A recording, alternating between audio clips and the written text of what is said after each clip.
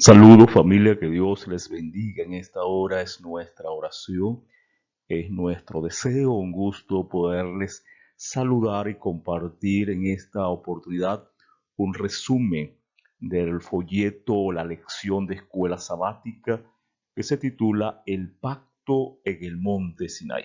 Es importante entenderlo porque aquí es donde Dios le da forma, le da la base jurídica, legal, por así decirlo, a su iglesia, a su congregación, a su pueblo. Eso es lo que ocurre en el monte Sinaí, 2 meses después de la salida del pueblo de Israel de la esclavitud de Egipto.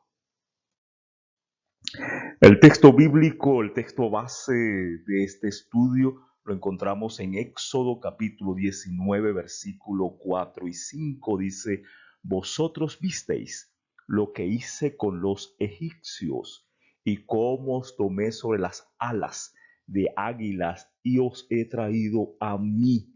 Ahora pues, si dais oído a mi voz y guardáis mi pacto, vosotros seréis mi especial tesoro sobre todos los pueblos, porque mía es toda la tierra. Vemos aquí que es Dios quien toma siempre la iniciativa, la decisión de acercarse a su pueblo. Este se aleja, Dios se acerca y decide intervenir de una manera personal y poderosa, como siempre lo ha hecho. Es Dios quien nos lleva hacia Él, nos llama hacia Él. Y es interesante porque el versículo 5 dice que si escuchamos su voz y guardamos su pacto, sus palabras, sus promesas, sus decálogos, a esa fórmula, a ese binomio de escuchar la voz de Dios y obedecer, es lo que se llama fe, la fe que obra por amor. Así que el pueblo tenía que convertirse en el custodio de la ley de Dios. Nosotros necesitamos convertirnos entonces en los custodios, en los guardianes de la ley de Dios. ¿Dónde va a estar guardada? En la mente y en el corazón de los hombres, donde el Espíritu Santo, por supuesto, la escribe cuando nosotros le aceptamos y le permitimos hacerlo. Entonces, esa combinación, necesitamos educar nuestro oído para escuchar la voz de Dios en medio de tantas voces y aprender a obedecer, escuchar la voz de Dios, guardar, atesorar su palabra en nuestras mentes y nuestros corazones y en consecuencia obedecerle. Eso entonces nos convertirá en un pueblo especial, así como al pueblo de Israel se le había dado la promesa, porque Dios es el soberano, Dios es el dueño de toda la creación. En Deuteronomio 4:13 dice: y él os anunció su pacto, el cual os mandó poner por obra, obediencia, las 10 palabras, el decálogo, los 10 mandamientos, y los escribió en 2 tablas de piedra. Aquí define el pacto como el decálogo, los 10 mandamientos, la base de su trono, la base de su reinado.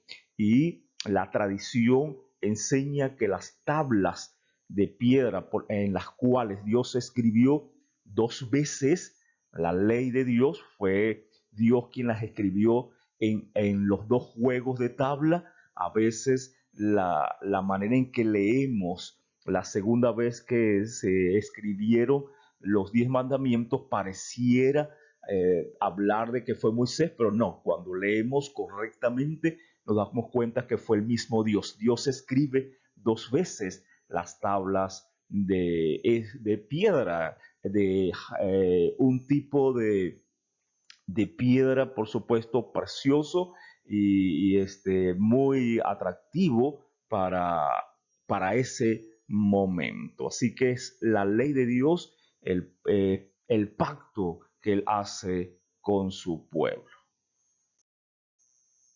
Ahora bien, en Apocalipsis 2:17 nos habla de que el dragón se va a hacer guerra contra el resto de la descendencia de la mujer.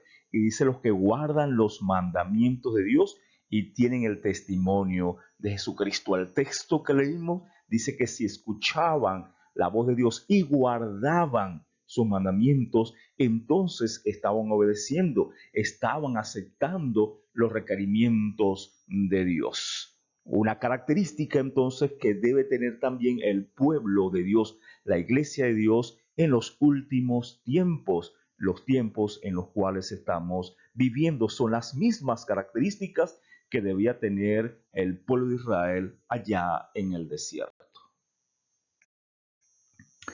En Hechos 7, cuando Esteban da su defensa, miren lo que dice el capítulo 7, versículo 37 y 38. Este es Moisés, o este Moisés es el que dijo a los hijos de Israel: profeta os levantará el Señor vuestro Dios de entre vuestros hermanos, como a mí, a él oiréis. Este es el que en la asamblea, en la iglesia, en el desierto, así que me habla de que en el desierto estaba la iglesia, porque la palabra traducida como asamblea o congregación allí en Hechos 7:38 es la palabra iglesia. Y él se está refiriendo entonces a los textos que están en el libro de Deuteronomio. Cuando leemos Deuteronomio capítulo 18, versículo 15, encontramos las mismas palabras o el texto al que se está refiriendo Esteban en Hechos 7. Y el versículo 16 dice: conforme a todo lo que pediste a Jehová tu Dios en Horeb, en el monte Sinaí, el día de la asamblea. Y aquí hay un dato interesante. ¿Por qué habla del día de la asamblea? El día de la congregación, el día de la iglesia. ¿Acaso hay un día para la iglesia, un día para la asamblea? Al decir: no vuelva yo a oír la voz de Jehová mi Dios, ni vea yo más este gran fuego, para que no me muera. Encontramos dos textos más que nos hablan de que ese pacto, los 10 mandamientos, el decálogo, fue dado un día y que la Biblia le llama, al menos en esos 3 textos, en el libro de Deuteronomio, le llama el día de la asamblea. El día de la asamblea. Jehová me dio 2 tablas de piedra escritas por el dedo de Dios. Y dice el día de la asamblea. El capítulo 9, versículo 10. El capítulo 10, versículo 4, vuelve a decir: él escribió en las tablas lo mismo que había escrito antes. Él las escribió en los 2 juegos de tabla, de piedra. Los 10 mandamientos, dice allí, y Jehová había proclamado en el monte en medio del fuego el día de la asamblea, y me las entregó Jehová. El día de la iglesia. Pareciera entonces, apreciado, que la iglesia, que Dios la está formando, es ese día especial cuando da su ley, su decálogo, sus promesas, su regalo a su iglesia. ¿Será que no puede existir entonces iglesia sin el pacto, sin la ley de Dios? Porque la Biblia llama a ese día, cuando Dios dio su Torá, su ley, su promesa, su regalo a su pueblo, lo llama el día de la iglesia. En Hechos capítulo 2, versículo 1, dice: cuando llegó el día del Pentecostés, estaban todos unánimes juntos. ¿Por qué hacemos referencia a este texto? Porque en Pentecostés se celebra la entrega de la Torá, de la ley de Dios, de los 10 mandamientos, las 10 palabras. Eso es lo que se celebra el Pentecostés. Cuando los discípulos allá en Hechos 2 estaban celebrando entonces el Pentecostés, están celebrando el día de la asamblea, el día de la iglesia, lo que está registrado en Éxodo capítulo 20, cuando Dios entregó su ley a su pueblo. Es lo que están celebrando, la entrega del decálogo, las 10 palabras, la entrega de los 10 mandamientos, es lo que están celebrando en esa oportunidad. Y estaban unánimes juntos. Hay textos que se refieren a que una de las características que tuvo el pueblo de Israel para que Dios se manifestara de esa manera es que también habían llegado a estar unánimes juntos. Así que parece una característica para que el Espíritu Santo pueda manifestarse de una manera poderosa y su ley sea escrita en la mente y el corazón, es que el pueblo de Dios, la iglesia, esté unánime, esté junto. Por supuesto, aquella iglesia en el desierto fracasó.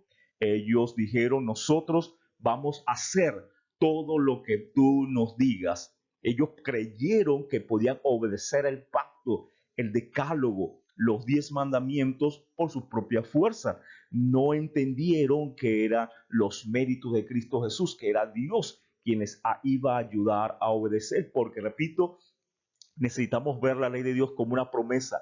Es Dios comprometiéndose con su pueblo a que Él iba a ayudarles para que no cometieran adulterio, no robaran, no asesinaran. Pero ellos creyeron que podían hacerlo y vemos cómo unos días después estaban entonces adorando una imagen, estaban cometiendo adulterio espiritual. Y por eso Dios decide destruir esa adúltera. Y ahí es cuando Moisés interviene, pero alguien tenía que morir. Entonces viene Cristo Jesús a vencer donde Israel había fracasado, como ese nuevo Israel. Por eso Jesús estuvo 40 días en el desierto, así como el pueblo de Israel estuvo 40 años en el desierto. Y vemos ciertas características y títulos que se le da al pueblo de Israel que también se le da a Jesús. Así que Jesús viene y vence. Por eso la iglesia que continúa bajo la connotación que Jesús le da, esa iglesia alcanza la victoria si hace suyo, se apropia, se adueña de los méritos de Cristo Jesús y los hace efectivo y eficaz en sus vidas. Jesús por eso dijo: yo no penséis que he venido a abolir la ley o los profetas, no he venido a abolir, da un énfasis en lo que él no vino a hacer y no vino a abolir, sino a cumplir, a enseñar, a llenarla por completo, a enseñar cómo interpretarla de una manera correcta. De tal manera entonces que vemos aquí cómo ese nuevo pacto se comienza a cumplir en la congregación, en la iglesia, en el Nuevo Testamento. Nuevo porque se adapta a una nueva realidad en Cristo Jesús, no porque haya sido nuevo en el tiempo, en el espacio, o porque haya habido un cambio en la ley de Dios, en el decálogo. No, continúa. Esa palabra nuevo no significa que era nuevo en la cronología, en el tiempo, sino que se había adaptado a una nueva realidad, porque estamos hablando de principios. Los principios siempre son nuevos. Y es interesante como Romanos 10:4 dice: pues el fin de la ley es Cristo, para justicia a todo aquel que cree. El fin, la finalidad, el objetivo de la ley, de la Torá, es llevarnos a Cristo Jesús, porque nos muestra nuestra condición como pecador. Y entonces la solución no es la ley, sino que es Cristo Jesús. Torah, apreciados, viene de la raíz yara, que significa dar en el blanco. Por eso pecado es errar al blanco. Su ley, su Torah, entonces nos hace conscientes de nuestra condición como pecador, pero la solución está en Cristo Jesús. Pablo habla del legalismo cuando habla de las obras de la ley, pero cuando habla de las obras de la fe, o la fe que obra por amor, está hablando de esa obediencia entonces que debe haber en el creyente cuando la ley de Dios, el decálogo, es escrita en la mente y el corazón del creyente por medio del Espíritu Santo, y este no se convierte en una carga, sino es un agrado para el creyente obedecer, no para alcanzar la salvación, sino porque ha recibido la salvación de parte de Dios. Así que vemos que en el monte Sinaí Dios entrega su decálogo, su promesa, su regalo, y pareciera allí que se organiza entonces la iglesia, el pueblo de Dios, y por eso le llama la Biblia el día de la iglesia. Y vemos cómo se convierte entonces en una fiesta, en la fiesta del Pentecostés, donde el Espíritu Santo en los dos momentos entonces estuvo presente, pero había una característica: había unidad, estaban todos unánimes, juntos, pero reconocer, y eso nos enseña el fracaso de la iglesia en el desierto, nos enseña a reconocer que no podemos solos, apreciados, que necesitamos urgentemente la ayuda de Dios para entonces obedecer con la motivación de ese amor que el mismo Dios coloca en nuestras mentes y en nuestros corazones. Enseñemos la ley de Dios como una promesa de parte de Dios, como un regalo de parte de Dios, no simplemente como leyes o requisitos que cumplir, sino es Dios mostrando su carácter, su amor a través de su Torá, a través del Decálogo, a través de las 10 palabras. Dios nos bendiga, Dios nos guarde, es nuestra oración, es nuestro deseo.